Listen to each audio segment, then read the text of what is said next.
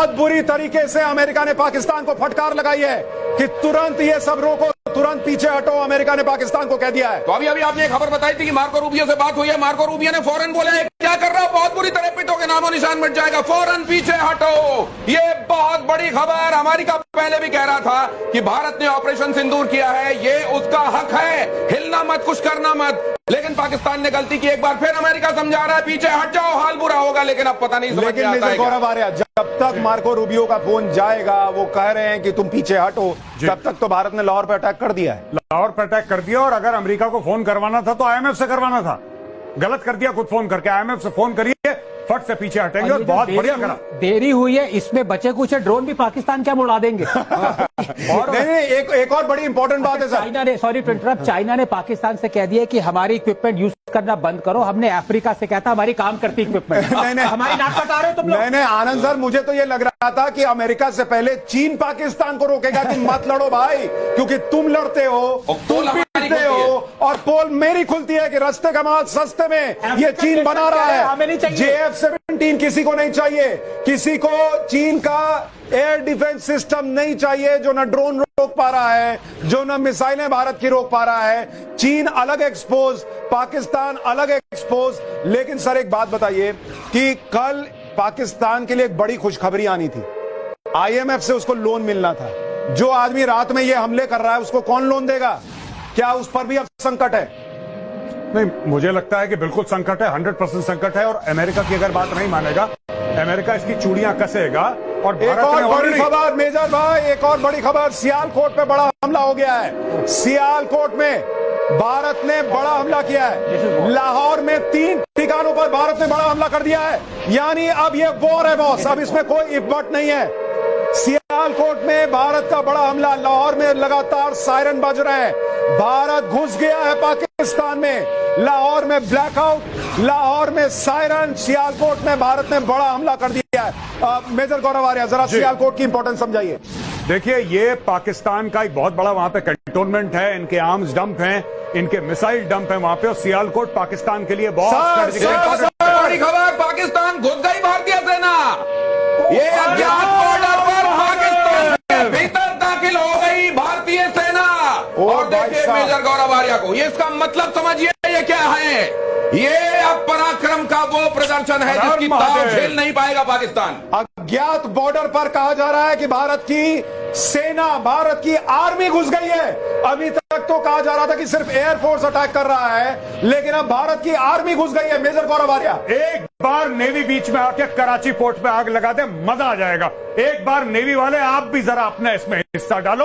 Army अंदर घुस गई है पाकिस्तान में। INS विक्रांत है, वहां से करिए 15-20 BrahMos fire, set fire to the Karachi port. आग लगा दो कराची में, फूंक डालो पूरे शहर। मेजर गौरव आर्या, क्या आपको लग रहा है पाकिस्तान का नक्शा बहुत बुरी तरह बिगड़ने वाला आज रात? मैं बता रहा हूं, आज की रात देखना कयामत की रात है पाकिस्तानियों। सो मत जाना, आज की रात को कयामत की रात है।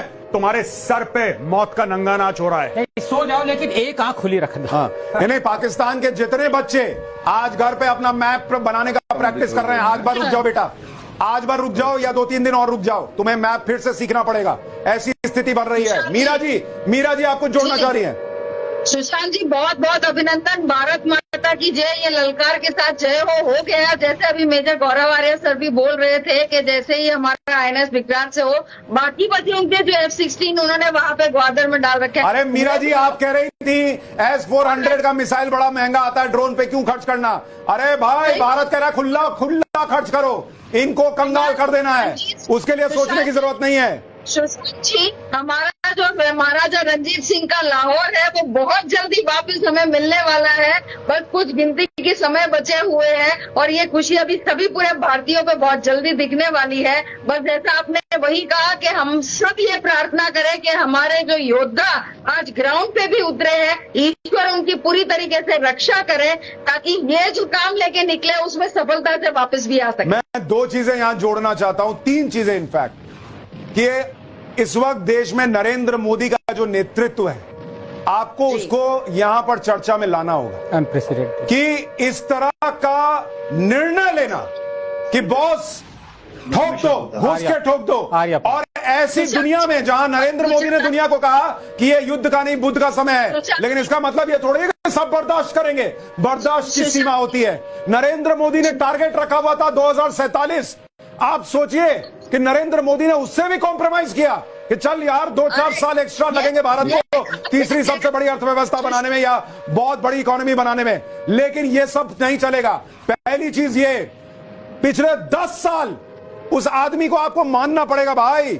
10 साल भारत की सेना ने जिस तरह से हथियार बनाए हैं, जिस तरह से हथियार खरीदे हैं, आज उसकी ताकत दिख रही है मेजर गौरव आर्या। बिल्कुल अनप्रेसिडेंटेड है। मैंने पिछले, खासतौर से पिछले 7-8 साल में, 10 साल में से पिछले 7-8 साल में जितनी मैंने हथियार की खरीदारी देखी है, मैंने जीवन में नहीं देखी। हर तीसरे दिन अनाउंस, इतने हजार करोड़ का ये, इतने हजार करोड़ का ये, हथियारों का इन्होंने अंबार लगा दिया। और ये भी बात है कि 60-70% अब मेक इन इंडिया भी हो रहा है। अभी सर आकाश ने ठोका है, आकाश ने ठोका है जो अपना स्वनिर्मित है। तो आप देखिए ये बड़ी चीज जो है वो इस वक्त हुई है। लेकिन नरेंद्र मोदी का ये निर्णय लेना कि हम ये करेंगे, ये अपने आप में अनप्रेसिडेंटेड है। और लाहौर से इस्लामाबाद तक अंधेरा ही अंधेरा, पाकिस्तान में अंधेरा, पाकिस्तान के पंजाब में पूरा अंधेरा छा गया है। लाहौर से इस्लामाबाद तक अंधेरा ही अंधेरा है। आनंद सर ये जो हो रहा है ये अद्भुत है, ये अद्भुत है। नहीं, मैं ये सोच रहा हूँ वो जो पेन था सरेंडर डॉक्यूमेंट साइन करने के लिए जो नियाजी साहब ने यूज किया था, वो किसके पास है? इंडिया के पास रखा हुआ है आपने पाकिस्तान के पास? क्योंकि उसकी जरूरत नहीं। सर अब हम दे देंगे। अब हम डिजिटल साइन लेंगे सर, दुनिया को व्हाट्सएप करेंगे कि उन्होंने साइन किया। हाँ, आईपैड पे ले लेंगे। और वो आईपैड भी इंडिया वाला बना हुआ होगा, मेड इन इंडिया वाला। अब हम चाइना वाला नहीं लेते। नहीं, पर एक बात जो आप कह रहे थे ना, बहुत सारे हमने वेपन्स लिए हैं। ये देखिए डेमोक्रेसी की पावर, डिस्पाइट 6 साल तक रफाल का पूरा वो चक्कर चला, सुप्रीम कोर्ट पे 2 डिसीजंस हुई, 36 एयरक्राफ्ट खरीदने के लिए लाले लग गए। Despite that we did not have a let up in buying what was important for. आपने जब कहा ये जरूरी है, लाले के साथ लाले पड़ गए होता है, लेकिन आपने लाले लग गए तो मुझको लग रहा है लाले तो आज पाकिस्तान के लग रहे हैं। पाकिस्तान के जबरदस्त लाले लग रहे हैं। F-16 मार गिराया है, उनके ड्रोन्स को मार गिराया है, और अब भारतीय सेना अज्ञात बॉर्डर से अंदर प्रवेश कर चुकी है। तो लाले पाकिस्तान के लग चुके। आज कयामत की रात है। पाकिस्तान के लाहौर से लेकर इस्लामाबाद तक अंधेरा, और जब वहां सुबह होगी तो ऐसा न हो कि भारतीय फौज वहां नजर आए और भारतीय तिरंगा वहां नजर आए। मेजर गौरव आर्या, क्या ये जिस तेजी से हो रहा है, क्या सब कुछ 1-2 दिन में हो जाएगा या ये अभी लंबा भी चल सकता है? लंबा खिंचेगा, लंबी कहानी है। और मैं भारत के जितने भी लोग ये चैनल देख रहे हैं, मैं आपको एक बात बताना चाहता हूं कि इसमें आपको भगवान न करे, 100 बार कह रहा हूं भगवान न करे, बुरी खबर भी सुनने को मिलेगी, क्योंकि युद्ध है। युद्ध में दोनों तरफ बातें चलती हैं। लेकिन अंत में पाकिस्तान की जमीन पर भारत का तिरंगा लहराएगा, पहली चीज। दूसरी चीज, जहां तक मुझे समझ में आता है, आई एम नॉट 100% श्योर, पर इन्होंने पीओके का गेम कर दिया। कारण यह है कि जो कॉन्सेंट्रेशन ऑफ ट्रूप्स है, वो मैक्सिमम, वो 765 किलोमीटर का जो लाइन ऑफ कंट्रोल है, उस पे मैक्सिमम है, और उसमें उसने खेला कर दिया, मुझे ऐसा लगता है।